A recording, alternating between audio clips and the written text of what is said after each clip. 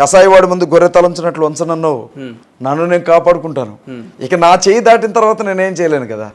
ఒకవేళ నా బలం మించిన వ్యక్తులు వచ్చారు, నా శక్తి సరిపోలా, అటాక్ చేశారు, చనిపోవాల్సి వచ్చింది, దేవుడే అప్పగించాడు అనుకోండి, ఏం చేయలేను కదా. నేనేమన్నా దేవుణ్ణా? ఏం చేస్తున్నారన్న మరి మీరు బహిరంగంగా నెక్స్ట్ అజయ్ బాబు సామాజిక మాధ్యమాల్లో మారుమవుతుంది, మీరు ఏం చేయగలుగుతున్నారు? మరి నేను పోలీస్ స్టేషన్లో కంప్లైంట్ ఇచ్చానన్న. కంప్లైంట్ ఇస్తే సరిపోతుందా? ఎస్పీ గారి దగ్గరికి వెళ్ళాను, ఖమ్మం సిపి గారి దగ్గరికి, కమిషనర్ ఆఫ్ పోలీస్ గారి దగ్గరికి వెళితే ఆయన లేరు. డిప్యూటీ సిపి గారు వారు ప్రసాదరావు గారు వారు ఉన్నారు. ఏం జరిగిందో అంతా వివరించి వారికి కంప్లైంట్ ఇచ్చాను. వారు urban police station CI Bhanuprakash గారికి కాల్ చేసి మా ముందే ఈ కేసు పూర్వాపరాలు పరిశీలించి కేసు కట్టండి అని చెప్పారు. సిఐ గారిని కలుస్తాం, వెళ్ళి ఆల్రెడీ అక్కడ కంప్లైంట్ ఇచ్చి వచ్చాం, సాయంత్రం రిజిస్టర్ చేస్తారనుకుంటున్నాం. నాకు ఎవరెవరి మీద అయితే అనుమానం ఉందో, అమర ప్రసాద్ కావచ్చు, 24 గంటలు నా మీద లైవ్ పెట్టుకొని బ్రతికే కరుణాకర్ సుగుణ, లలిత్ కుమార్ కావచ్చు, రాధా మనోహర్ దాస్, వీళ్ళ గురించి ఎందుకంటున్నానంటే వీళ్ళు వీడియోలు చేసి అందులో నా ఫోన్ నంబర్లు పెడుతున్నారు. వీడియో చేయడమే కాకుండా నా ఫోన్ నంబర్ పెట్టడం వల్ల అనేక మంది ఆ నంబర్ చూసి వాళ్ళ ఫాలోవర్స్ నాకు బెదిరింపు కాల్ చేస్తున్నారు. ఫోన్ కాల్ లిఫ్ట్ చేసి మనం హలో అనే మరుక్షణమే అమ్మ నా బూతులు తిడుతున్నారు. ఇప్పటివరకు ఎన్ని కాల్స్ వచ్చినాయి మీకు? అట్లా నా ఫోన్ ఇస్తానన్నా, ఒక 5-6 వేల కాల్స్ ఉంటాయి, చూసుకోవచ్చు. 5-6 వేల కాల్స్ నా ఫోన్ అప్పచెప్పేస్తాను, ఇదేం అబద్ధం కాదు. మెసేజ్లు కూడా బ్లాక్ లిస్ట్లో పెట్టాను తప్ప మెసేజ్లు కొన్ని డిలీట్ చేయాలి, అవి అలాగే ఉంచేస్తాను. ఓపెన్గా పోలీసులకు అప్పచెప్పమంటే ఫోనే ఇచ్చేస్తాను. ఒక్కరోజు పోలీసుల దగ్గరికి ఉంచుకొని ఆ వచ్చే ఫోన్ కాల్స్ని చూడమన్నట్టు వాళ్ళకి అర్థమవుతుంది. ఇంతకంటే నేనేం చేయగలను చెప్పండి? బయటకు వెళ్ళినప్పుడు నలుగురిని తీసుకొని వెళుతున్నాను. అంటే భయపడుతున్నారా అజయ్ బాబు గారు? భయం కాదన్న, నాకు భార్య బిడ్డలు ఉన్నారు కదా. ఒంటరిగా లింగలింగం అనుకుంటే తిరిగేవాడిని అనుకున్నా, నేను పోతే ఎవరికి రా నష్టం అనుకునేవాడిని. కానీ నాకు 5 సంవత్సరాల పీకేస్తా అజయ్ బాబు గారు ఈరోజు నలుగురితో పోతున్నా అంటున్నంటే భయపడుతున్నారని అనుకుంటున్నాను. ఎందుకు జాగ్రత్త అనుకోవచ్చు కదా. మూర్ఖత్వంగా అంటే ఇప్పుడు ఒక మనిషి రోడ్డు మీద బస్సు వస్తుందన్న, తప్పించుకునే అవకాశం ఉంది, తప్పుకుంటావా? బస్సు ఎదురుగా వస్తుంది, ఫీల్ అయిద్దని దాని కింద పడతావా వెళ్ళి?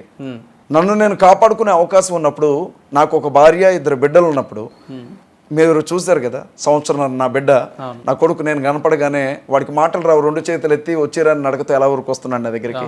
నా కూతురు ఎలా నా మెళ్ళ పట్టుకుంటుందో చూశారు కదా. రేపు నాన్న ఎవరిని పిలుస్తారు ఏదైనా జరిగితే? ఇప్పుడు చావు అనేది అందరికీ సహజమే, ఏదో ఒకరోజు చనిపోవాల్సిందే. కానీ కావాలని చెప్పి వెళ్ళి రైలు పట్టాల కింద అయితే పడంగా నన్ను నేను కాపాడుకోవడానికి ప్రయత్నించడం తప్పే ఉంది. అంతవరకు ఎందుకన్నా, బయటికి ఎక్కడికన్నా వెళ్ళేటప్పుడు కారులో జాగ్రత్తగా 2 కర్రలో 3 కర్రలో పెట్టుకొని వెళ్తాం, ఎందుకంటే ఎవడొచ్చి అటాక్ చేస్తాడో తెలియదు. అంతవరకు ఎందుకన్నా, పార్లమెంట్లో లగడపాటి రాజగోపాల్ గారు నిరసన తెలియజేయడానికి పెప్పర్ స్ప్రే చల్లాడుగా అందరి మీద. ఇవాళ ఎలా ఉన్నాయి పరిస్థితులు చెప్పండి? ఇంట్లోంచి బయటికి వెళ్ళిన వాడిని కళ్ళ ముందే మాయం చేస్తున్నారు. నేను ఒకటే అన్నా, నన్ను కాపాడుకోవడానికి విశ్వ ప్రయత్నం చేస్తాను. నా వల్ల కాలేదనుకో నేనేం చేయలేను కదా. ఆ రోజు అదే మాట, ఈ రోజు ఇదే మాట. చావంటే భయం లేదు నాకు. ప్రవీణ్ పగడాల గారు చనిపోయిన తర్వాత అదొక ఇన్సిడెంట్ లెక్క చూడకుండా ఏదో మీ మీద నెక్స్ట్ టార్గెట్ అవుతున్నట్టు, లేదంటే ఇయాలో రేపు మీరేదో చనిపోతున్నట్టు, చంపేస్తున్నట్టు ఈ రకంగా పోర్ట్రేట్ అవుతుంది సామాజిక మాధ్యమాలు. ఎందుకు? ఇప్పుడు నేను నా భార్య, నా 2 పిల్లలు, నా సంఘం అనుకుంటే నన్ను ఎవరు పట్టించుకునేవాళ్ళు కాదు. కానీ నేను క్రైస్తవ సమాజం అంతా అంటున్నాను, ముస్లిం సమాజం అంతా అంటున్నాను. మీరు గమనించండి, సహజంగా ముస్లింలకి క్రైస్తవులకి పెద్ద ఎత్తున విభేదాలు ఉంటాయి. బైబిల్ పరంగా, ఖురాన్ పరంగా విభేదాలు. వినండి, దళిత సామాజిక వర్గం అంటే ఒక రకమైన చిన్న చూపు ఉంటుంది. కానీ నాకు తెలిసింది ఏంటంటే అన్న, 3 తన్నులు తింటున్నారు వాళ్ళ భారతదేశంలో మతం పేరుతో. అందులో క్రైస్తవులు ఒక రకంగా తన్నులు తింటున్నారు మత మార్పిడి పేరుతో. పాకిస్తాన్కి ఎప్పుడు జైగొడతారు వీళ్ళు, వీళ్ళకి అసలు దేశభక్తి ఉండదని ముస్లింలు తన్నులు తింటున్నారు. అనగదక్కబడినటువంటి వారుగా, అణచబడినటువంటి వారుగా, అంటరాని వారుగా దళితులు దెబ్బతింటున్నారు. ఈ 3 వర్గాలు తన్నులు తినేటప్పుడు 3 కలిస్తే తప్పే ఉంది అని చెప్పి ఒక ఆలోచనతో నేను CMDF స్టార్ట్ చేశాను. Christians, Muslims, Dalit front, defence force. నేను ఆ 3 గురించి ఆలోచిస్తాను. అన్న మాకు చిన్నతనంలో సరిగ్గా తినడానికి కూడా ఉండేది కాదన్న. మా ఇంట్లో 4గురికి అన్నం పెట్టలేని పరిస్థితి ఉంటే, మా ఇంటి పక్కన ముస్లిం ఇళ్ళు ఇప్పటికి కూడా ఉంటాయి మా కాలనీలో. వాళ్ళ ఇంటి దగ్గరికి వెళ్తే అన్నం తినే మా వదిన, బేగం వదిన, నాకు అన్నం పెట్టుకొచ్చి ఇచ్చేదన్న ఆ పళ్ళెంలోంచి తీసి. ముస్లిమ్స్, అరే బేటా, రేపు వాళ్ళ మధ్యలో పడుకున్నాను నేను ఆ కుటుంబంలో. ఎట్లా మర్చిపోతారన్నా? ఇప్పుడు మా ఇంటి ముందు ఒక కుక్కకు ముద్ద పెడితేనే అది రోజు వచ్చింది మా ఇంటికి. ముస్లిం ఇళ్లలో అన్నం తిన్నాను, నేను ఎలా మర్చిపోవాలి వాళ్ళని? నా భార్య SC దళితురాలన్న. వాళ్ళ ఇంటికి వెళ్ళినప్పుడు నేను చూస్తాను, ఎంత ఉన్నోడైనా సరే మాదిగా అయితే చాలు కులం పేరుతో తిట్టేస్తారు. వాళ్ళు ఎన్ని మాట్లాడుతుంటారు అన్న.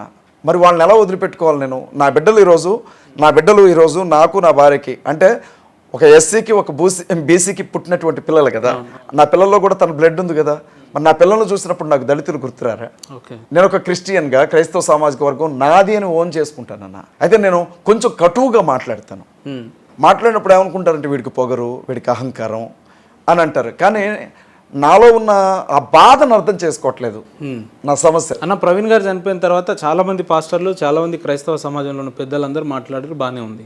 వాళ్ళందరి మీద ఎవరి మీద లేని టార్గెట్ మీ మీద ఎందుకు అయింది అంటున్నా. సమస్య ఏంటంటే క్రైస్తవులు అంటే మాలమాదిగోళ్లే క్రైస్తవులు, ఇంకెవరు క్రైస్తవులు కాదు. వీళ్ళు అంటరాని వాళ్ళు, వీళ్ళు అసలు మా ముందు నిలబడడానికి అర్హత లేని వాళ్ళు.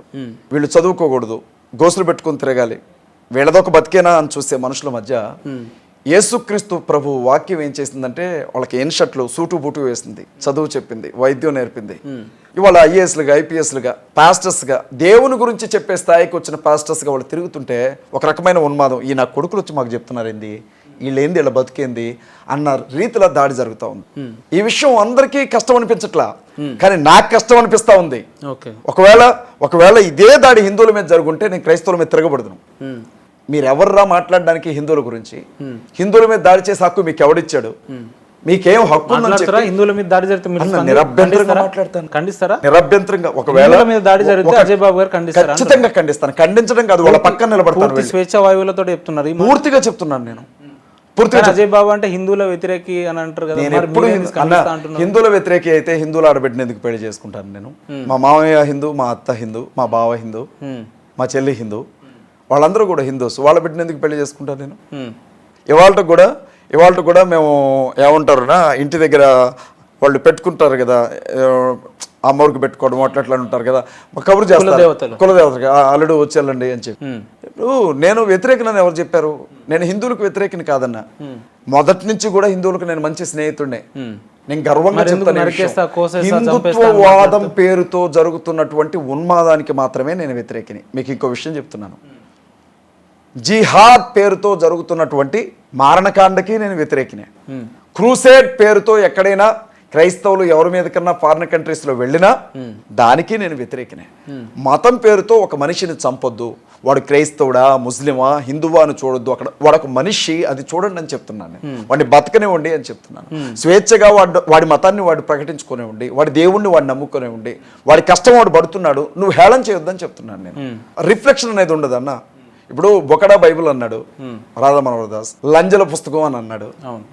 యేసుక్రీస్తు తల్లి మరియా వ్యభిచారం చేసి యేసుక్రీస్తుని కందే అన్నాడు.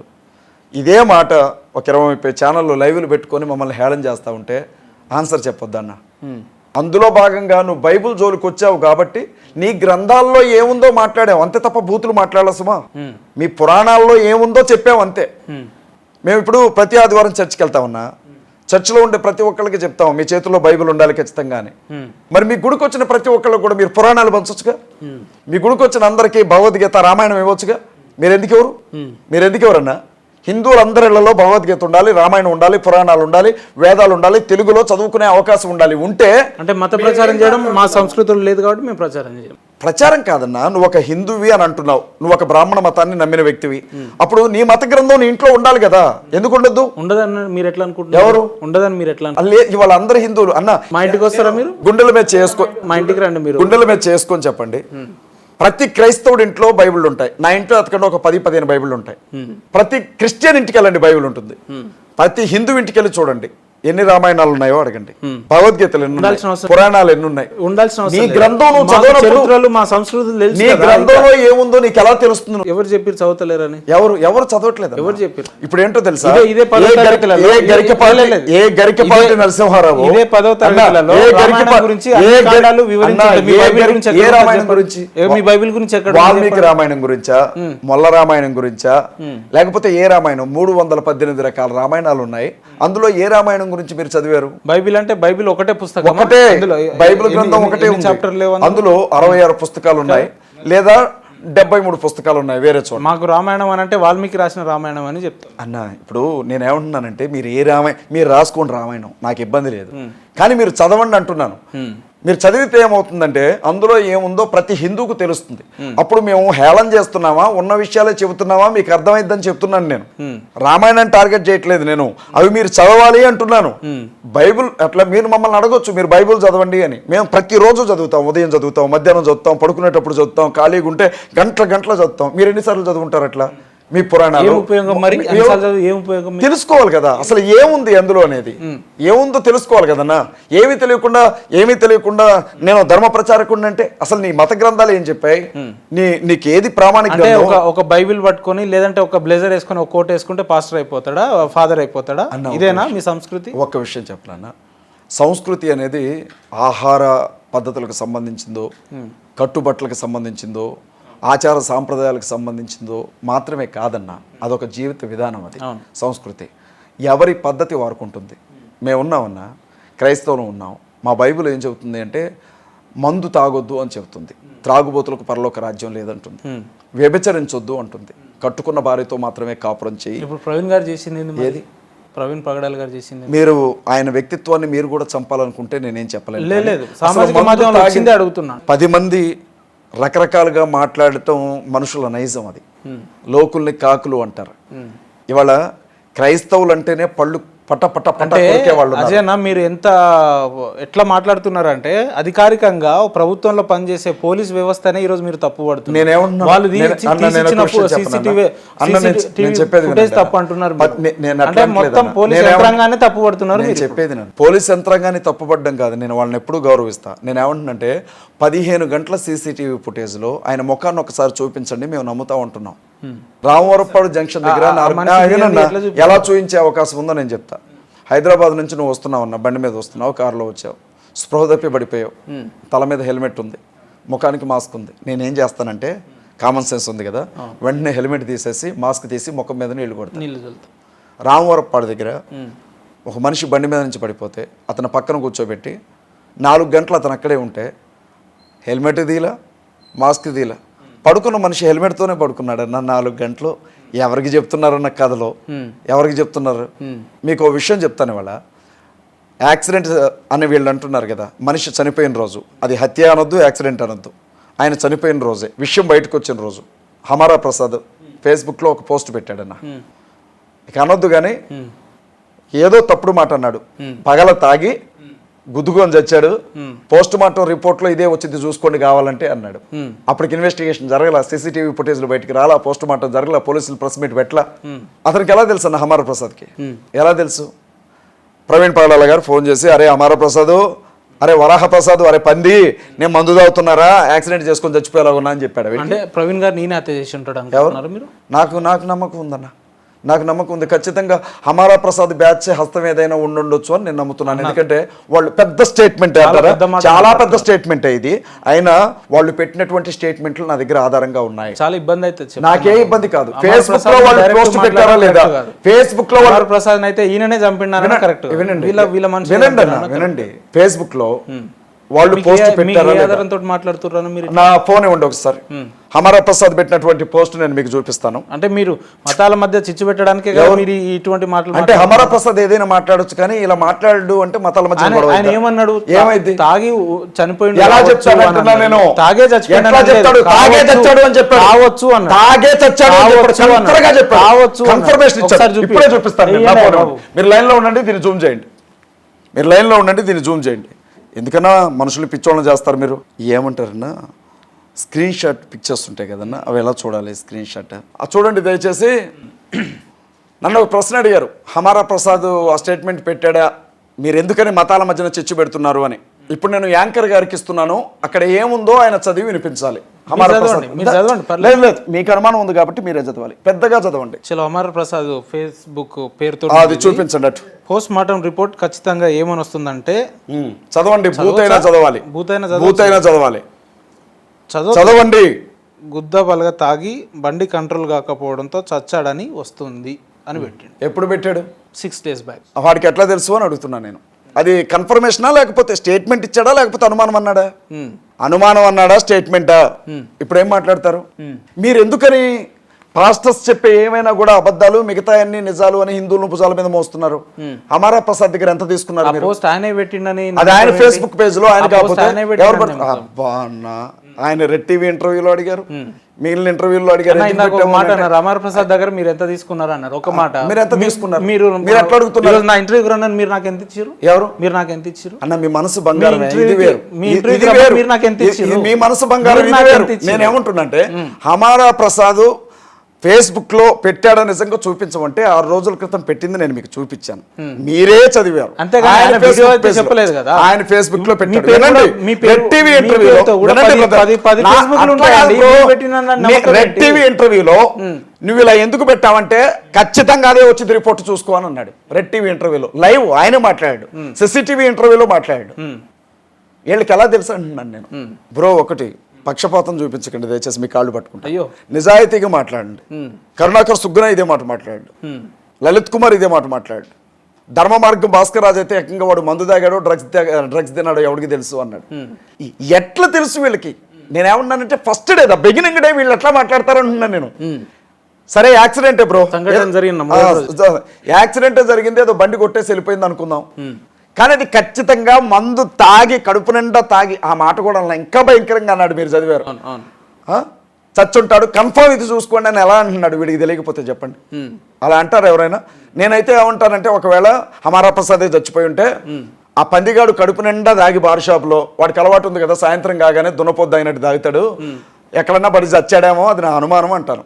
ఒకవేళ తాగాడేమో చచ్చాడేమో అని అంటారు, కానీ ఖచ్చితంగా తాగే చచ్చాడు ఇదే రిపోర్ట్ పోస్ట్ మార్టంలో వచ్చింది చూడండి అని నేను అట చెప్తాను బ్రో. అంటే ఏమంటున్నారు మీరు? వాళ్ళే చంపారు అనుకుంటారు ఎట్లా?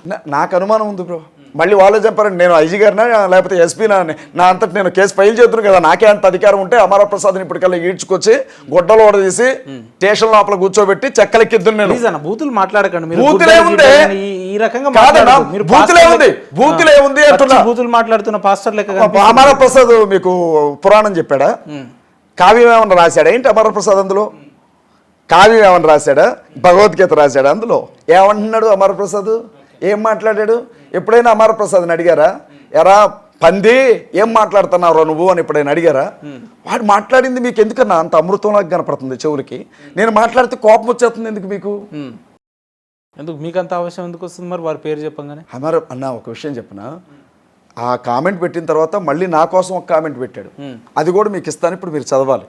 మీరంతా నాతోనే చదివిస్తున్నారు కదా. ఎందుకంటే మరి అజయ్ బాబు అబద్ధం చెప్తే ఫేస్బుక్ లో అని అంటే పాపం ఏదో ఇబ్బంది అయిపోయింది. ఫేస్బుక్ లో అమరా ప్రసాద్ కాదు, అమరా ప్రసాద్ కోసం ప్రత్యేకంగా అండి, నాకు తెలుగు పెద్దగా రాదు, తెలుగు వచ్చిన వాళ్ళతోనే చదివిద్దామే. అట్లంటే ఎట్లా చెప్పు? ఇంకో అమరా ప్రసాద్ని కొంచెం వెనకేసుకొని వచ్చిండ్రు, మంచిది మీ అభిమానం, మీరు హిందువు కాబట్టి. ఇప్పుడు నేను దయచేసి వెనకేసుకొచ్చి అనవద్దు, మేమంతా నిష్పక్షపాతంగా ప్రజల వైపు నిలబడతామండి. మీరందరూ నిష్పక్షపాతంగా నిలబెట్టోళ్ళే అన్న, మధ్యలో నేనే అటు ఇటు కాకుండా నిలబెట్టోండి. ఇదిగో హమారా ప్రసాద్, గౌరవనీయులైన హమారా ప్రసాద్ గారు పెట్టినటువంటి ఇది ఒకసారి చదవండి, చదవండి దయచేసి. హమారా ప్రసాద్ పెట్టింది 17 hours బ్యాక్ అని ఉంది, చదవండి, పెద్దగా చదవండి దయచేసి, ఏం పర్వాలేదు, బూతులైనా పర్లేదు, నేను పడతాను, నాకు అలవాటే. అరే పిచ్చి కుక్క అజయ్గా, నీకు త్వరలోనే కత్తి మహేష్ ప్రవీణ్ పగడాలకు పట్టిన దుస్థితి వస్తుందిరా. ఖురాన్ మీద, అల్లా మీద, ముస్లిం మహిళల మీద నోటికొచ్చినట్టు మాట్లాడిన ప్రవీణ్ పగడాలను బహిరంగంగా చంపేస్తామని బెదిరించిన ముస్లింలకు పవిత్రమైన రంజాన్ పండుగ ఉన్నందువల్ల వాళ్ళు ప్రవీణ్ పగడాలను చంపే అవకాశం లేదట. కానీ హిందువులు మాత్రం మతోన్మాదులట చంపే అవకాశం ఎక్కువ ఉందట. అరే గజ్జి కుక్క, అన్నం తింటున్నావా పెండ తింటున్నావా రా బేవస్ నా కొడక. చదవండి, ఇబ్బంది ఏం లేదు. మీకు ఏమైనా ఉంటే ఇంకొకటి తిట్టండి, ఇబ్బంది ఓకే చదవండి ప్లీజ్. ఆయన పెట్టిండి ఎవరు పెట్టి మనకు తెలియదు, మీరు పెట్టలేరు కదా, ఒక ప్రొఫెషనల్ యాంకర్ చదవాలి, ఎందుకంటే చివరి వరకు చదవండి, ఎందుకంటే అతను ఏమన్నాడు మీకు తెలియాలి. వాడు గుద్దవలగా దాగి బండి కంట్రోల్ చేసుకోలేక స్లిప్ అయి చనిపోయాడా, యాక్సిడెంట్ అయి చనిపోయాడా, లేక ఎవరైనా మర్డర్ చేశారనేది తేల్చాల్సింది పోలీస్ డిపార్ట్మెంట్ రా గజ్జి కుక్క. మరి చచ్చిపోయిందని సరే చదవండి. అలా కాకుండా చెక్క మీద వేలాడిన శవం వచ్చి నీకేమైనా చెప్పిందారా? ఇలా అడ్డదిడ్డంగా నోటికి వచ్చినట్టు మాట్లాడే కత్తి మహేష్ గాడు, ఈ ప్రవీణ్ పగడాల గాడు గాల్లో కలిసిపోయారు. ఈ ఇద్దరిలాగే నువ్వు కూడా త్వరలో వీళ్ళిద్దరి దగ్గర చేరుకుంటావని అనిపిస్తుందిరా నాకు అని పెట్టిండు. సంతోషం, మీరు ఇప్పుడు సంతోషపడ్డరా నాతో చదివించారు మీరు? ఎందుకంటే అవి లేదంటున్నారు కదా. మీకు ఇక్కడ ఒక విషయం చెప్తాను, అజయ్ బాబుకి నెట్ నాలెడ్జ్ అసలు లేదు. నాకు తెలిసిందల్లా ఒకటే, నా ఫోన్లో వీడియో తీసుకోవడం, ఆ కైన్ మాస్టర్లోకి వెళ్ళి వీడియో ఒకటి చేసుకోవడం, అది అందులో ఎడిటింగ్ కూడా ఉండదు. మళ్ళీ అందులో నాకు ఎడిటింగ్ ఉంటే కట్ చేయటం ఎట్లాగో తెలియదు నాకు. యాజ్ ఇట్ ఈస్కి ఏం మాట్లాడానో ఆ ముందు వెనక కొంచెం తెలిసింది, అది ఒకటి కట్ చేయటం ఒకటి తెలుసు. పేరు పెట్టేసుకొని వీడియో అప్లోడ్ చేస్తాను, ఎందుకంటే ఎక్కువ తెలియదు నాకు. నా అదృష్టం ఏంటంటే ఇవి యూట్యూబ్ కమ్యూనిటీలో షేర్ చేశాను కాబట్టి ఉన్నాయి, లేకపోతే ఇప్పుడు మీకు చూపించకపోతే మీరు అబద్ధమే అందరూ. ఓకే, ఇట్లాంటివి నేను మీకు ఇంకొకటి చూపిస్తాను చూడండి. అయ్యో మీరు చదువు, ఈసారి మీరే చదువుతారు ఈసారి బ్రదర్, ఎందుకంటే కాదన్నా అన్ని బూతులు లేవు. ఇది ఒకసారి చూడండి. ఇది చిన్న తరణి అని బీజేపీ లీడర్ ఆయన ఫేస్బుక్ పేజ్లో పెట్టింది, అదొకసారి. చిన్న తరణి బీజేపీ నిత్యం హిందూ గ్రంథాలపై దేవీ దేవతలపై విషం కక్కుతూ క్రైస్తవ సమాజంలో దేశద్రోహ విత్తనం నాటే పాస్టర్ ప్రవీణ్ పగడాల ఆకస్మిక మరణం. విజయవాడ రాజమండ్రి హైవేపై రోడ్ యాక్సిడెంట్లో చనిపోయినట్లుగా ప్రాథమిక సమాచారం. బతికినన్నాళ్ళు అశాంతితో రగిలిపోయిన అతని ఆత్మకైనా శాంతి కలగాలని కోరుకుంటున్నాను. నెక్స్ట్ పాస్టర్ అజయ్ బాబు గాడు. ఇప్పుడు చెప్పండి అన్న, నేను అబద్ధం బాగా గ్రౌండ్ లెవెల్ బాగా వర్కౌట్ చేసినట్టున్నారు. వర్కౌట్ కాదన్నా, ఇవి నేను తీసినవి కాదు, జనాలు నాకు పంపించినవి. అన్న నీ పరిస్థితి ఎట్లుందో చూడు అని. నిన్న ఒక విలేజ్లో, ఒక మారుమూల గ్రామంలో ఒక ఆడబిడ్డతో మాట్లాడుతుంటే ప్రవీణ్ అన్నను చూసుకుంటే ఇది మాకు చివరి ఇంటర్వ్యూ కావాలి మరి అన్న. ఈ లెక్కన మీకు వచ్చిన మెసేజ్లు చూసుకుంటే మీరు నాకు ఇచ్చే లాస్ట్ ఇంటర్వ్యూ అనుకుంటా. కనీసం నేను చనిపోయిన తర్వాత అయినా మీకు ప్రశాంతంగా రీజనబుల్గా మాట్లాడాలనిపిస్తే సంతోషమే, అందుకన్నా నా చావు ఉపయోగపడుతుంది. అంత పెద్ద మాట్లాడాల్సిన లేదు. ఎందుకు అంత థ్రెటనింగ్ లో ఉన్నారు మీరు? అంత ఎందుకు టార్గెట్ అయ్యారు అని తెలియదా? మీ ఛానల్లో నేను కూర్చున్నప్పుడు 30 లక్షల మంది చూశారు. నేనేం మాట్లాడానో విన్న వాళ్ళలో సత్యం అర్థమైన వాళ్ళు స్నేహితులయ్యారు, తప్పు మాట్లాడిన అనుకున్న వాళ్ళు శత్రువులు అయ్యారు. ఇట్లా 100 ఇంటర్వ్యూలు. ఏంటంటే మన ఇద్దరి మీద కేసులు పెట్టి, మీ మీద నా మీద కూడా కేసు అన్నారు. మళ్ళీ బ్లాంకులు ఇచ్చారు, ఏదో క్వశ్చన్ పేపర్కి ఇచ్చినట్లు. అన్న విషయం ఇది. నా విషయం నేను ఎప్పటికీ కూడా ఒకటే చెప్తా ఉన్నా. రాజేష్ మహాసేన లాంటి వాళ్ళు, హమారా ప్రసాద్ లాంటి వాళ్ళు నా పతనాన్ని ఎంత కోరుకున్నా. ఇందాక ఇంటర్వ్యూలో మీరు మాట అన్నారు, ప్రవీణ్ పగడాలన్న నాకు గతంలోనే చెప్పిండు మనం క్రైస్తవ సమాజం ఏకం కావాలి, నాకు ప్రాణాపాయ స్థితి ఉందని చెప్పినా నమ్మలేదు నా సమాజం అని చెప్పిండు. తెలియక ఒక మంచి వ్యక్తిని, మహోన్నతమైన వ్యక్తిని మనం పోగొట్టుకున్నాం. తెలిసి మీలాంటి వ్యక్తిని పోగొట్టుకోవడానికి మీ సమాజం సిద్ధంగా ఉందా, లేదంటే ఇప్పటికి కూడా? నేను ఇప్పుడు ఓపెన్గా చెప్తున్నాను, ప్రవీణ్ పగడాల అన్న చనిపోయారు కదా, అజయ్ బాబును కూడా చంపండి, ఆ తర్వాత దేశంలో ఏం జరుగుతుందో చూడండి. నేను ఇంకేం మాట్లాడిన విషయం గురించి. నన్ను కూడా చంపమనండి, ఆ తర్వాత దేశంలో ఏం జరుగుతుందో చూడమని. అంటే మిమ్మల్ని చంపలేరు అని చెప్పి. మనిషి ప్రాణం ఖచ్చితంగా దేవుని చేతుల్లో ఉంటుందన్న. నేను మిమ్మల్ని చంపాలనుకుంటే అంత తేలిక కాదు, మీరు నన్ను చంపాలనుకున్నంత తేలిక కాదు. ఆ ప్రాణం తీయాలని పోసినవాడు అనుకోవాలి, అప్పుడు మాత్రమే మనిషికి అవకాశం దొరుకుతుంది. ఇప్పుడు చాలా మంది అనుకుంటున్నారు, ఆశపడుతున్నారు అజయ్ బాబుని చంపాలి అని. నేనేం తప్పు చేయలేదు. ఆశపడుతున్నారు, ఎవరింట్లో దొంగతనం ఆశపడుతున్నారు, చాలా మంది ఆశపడుతున్నారు. నేను ఎవరింట్లో దొంగతనం చేయాలి. ఎవరు మాట్లాడే ఒక గొంతు ఉండదు కదన్న. ఎందుకు లేదు? క్రైస్తవంలో చాలా మంది మాట్లాడే వ్యక్తులు. మాట్లాడే ఒక గొంతు ఉండదన్న, మాట్లాడే ఒకే ఒక్క గొంతు ఉండదుగా అనలేదు నేను. మాట్లాడుతున్న వారిలో ఒక గొంతు అయితే ఉండదుగా. అట్లా ఎంతమందిని చంపేస్తారు మరి? ఎంతమందిని అంటే వాళ్ళ ఇష్టం. అధికారం వాళ్ళ చేతుల్లో ఉంది, పోలీస్ వ్యవస్థ వాళ్ళ చేతుల్లో ఉంది, డబ్బు వాళ్ళ చేతుల్లో ఉంది, వ్యవస్థను మేనేజ్ చేయగలిగిన శక్తి ఉంది.